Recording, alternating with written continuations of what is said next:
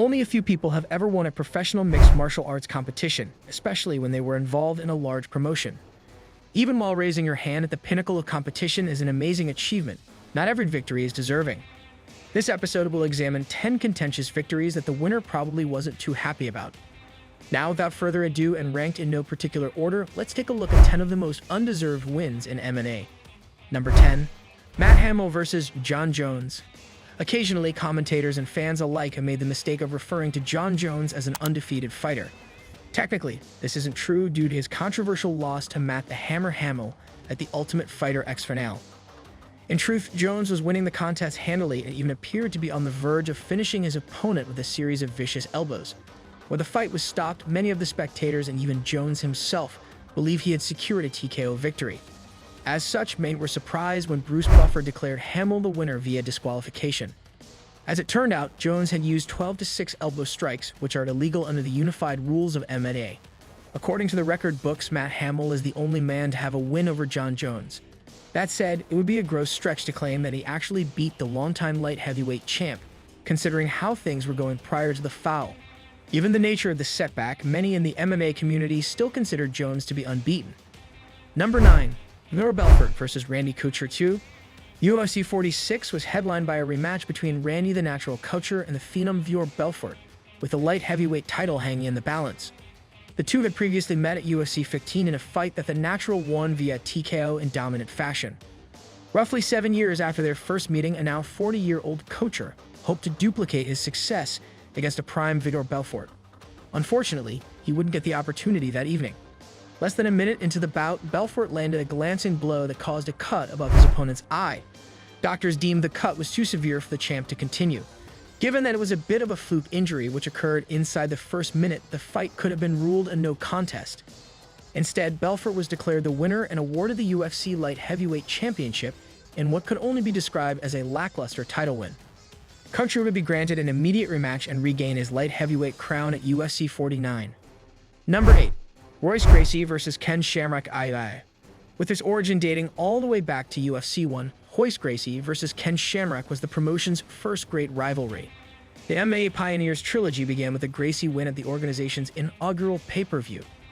While their second meeting at UFC 5 ended in a draw, many pundits believed that Shamrock would have been declared the victor had there been judges present at the time. Sadly, the pseudo-rubber match went down roughly 21 years after their second encounter at Bellator 149. The contest featured a 52-year-old Ken Shamrock taking on a 49-year-old Gracie. During the fight, Gracie earned a quick TKO victory in the opening round. Unfortunately, it came with controversy. When the replay aired, it appeared Gracie had kneed Shamrock below the belt, which gave Gracie the edge to take him to the ground and the fight. The BJJ icon claimed his knee didn't connect with the groin, though the footage appeared to show otherwise. Number 7. Aljamain Sterling vs. Petr Yan. The most controversial title change in recent memory occurred last March at UFC 259. With the bantamweight strap on the line, the champion Piotr No Mercy Jan clashed with Aljamain Sterling in a fight with an unfortunate, albeit memorable, ending. Initially, the bout was very competitive. However, as time went on, things were beginning to go the champ's way. Just when it looked like Jan was taking over, No Mercy threw an illegal knee that would end up costing him the title. After the blow landed, Sterling appeared stunned and claimed he was unable to continue. Because of this, Piotr Jan was disqualified and Sterling was awarded the win. While he wound up with UFC gold around his waist, some fans and pundits suggested the New York native may have been faking the injury or at least exaggerating the effects of the impact to claim the bantamweight title. Either way, winning a championship by disqualification leaves plenty of doubt as to who the best fighter in the division actually is. Number 6. Tsuyoshi Kosaka vs. Fedor Emelianenko 1. Reminiscent of Couture vs. Belfort 2. Rings King of Kings 2000 featured a freak injury that halted a fight prematurely. This time around, it happened in a tournament bout between all-time great heavyweight Fedor Emelianenko and Tsuyoshi Kosaka. Just 17 seconds into the contest, Kosaka's elbow appeared to glance Emelianenko's eye, resulting in a deep cut, causing the ringside physician to stop the fight. Under normal circumstances, the bout could have been ruled a no contest.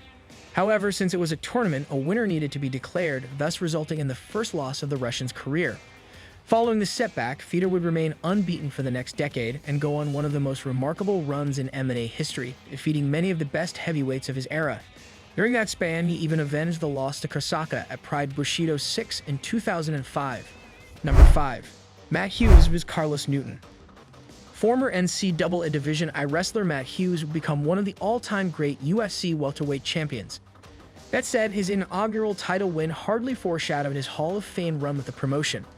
At UFC 34, the country boy out of Illinois challenged Jiu-Jitsu ace Carlos Newton for the welterweight strap. That night, Hughes would use a powerful slam to win the bout via knockout. However, Newton wasn't the only one who was rendered unconscious from the impressive maneuver. Prior to the finish, Hughes had been caught in a triangle choke by Newton and went completely unconscious as the slam was being delivered. The fight should have been ruled a draw. Instead, it would mark the beginning of a lengthy title reign for Matt Hughes, who went on to defeat Carlos Newton in a rematch at UFC 38. Number 4. Leandro Silva vs. Drew Dober. The UFC Fight Night 62 bout between Leandro Silva and Drew Dober featured one of the worst calls ever made by an MMA official. Eduardo Herty was the referee in charge of the bout, which took place in Rio de Janeiro, Brazil in 2015. In the second round, Silva locked in a guillotine choke from the bottom, and for reasons that aren't exactly clear, Herty stopped the fight, believing Dober had tapped just as he was escaping the hold. The replay shows no evidence of Dober tapping or making any effort to submit. Despite the bizarre nature of the stoppage, Silva was awarded the victory via submission. However, justice was ultimately served as the Brazilian Athletic Commission changed the results to a no contest. Number 3. Uriah Faber vs. Francisco Rivera. The California kid Uriah Faber is a UFC Hall of Famer who is well respected by his peers and fans alike. Still, Faber has had a controversial moment or two during his illustrious career. One such moment came during his UFC 181 clash with Francisco Rivera. During a matchup, Faber landed a brutal eye poke, which the referee didn't notice. The illegal blow led to Faber cinching in a choke and securing the victory.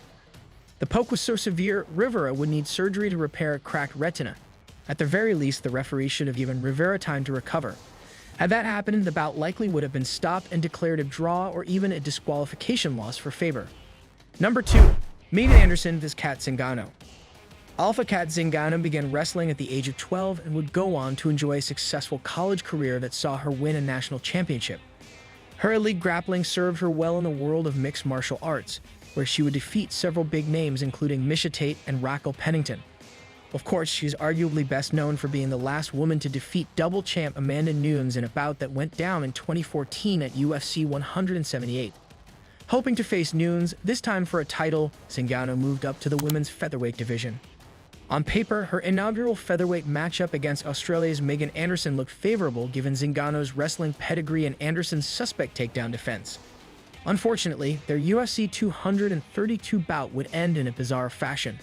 Just over a minute into the contest, Anderson threw a high kick that resulted in a toe lacerating her opponent's eye. Unfortunately, Zingano was unable to continue, resulting in a controversial TKO victory for Anderson. Displeased by the ruling, Zingano claimed the shot should have been considered an eye gouge, which would have resulted in a no contest.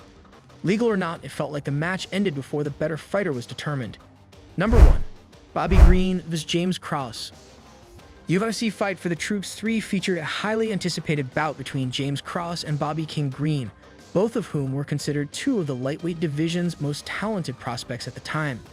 While many spectators were expecting the two to deliver fireworks, the match unfortunately turned into a groin-striking showcase. In a fight overseen by veteran referee Big John McCarthy, Bobby Green landed two hard groin shots that caused the contest to be halted. Both blows were quite loud and, based on Krause's facial expressions, extremely painful. Roughly 4 minutes into the first round, Green landed a third shot that appeared to strike the groin once again. However, referee John McCarthy felt the third blow was legal and awarded Green a TKO victory. In truth, the finishing strike was borderline at best, and given the previous history, Green shouldn't have been given the benefit of the doubt. As always, if you guys enjoyed the video, please be sure to let me know by leaving a like and subscribing to our channel. Apart from that, thanks so much for watching, and we'll see you on the next one.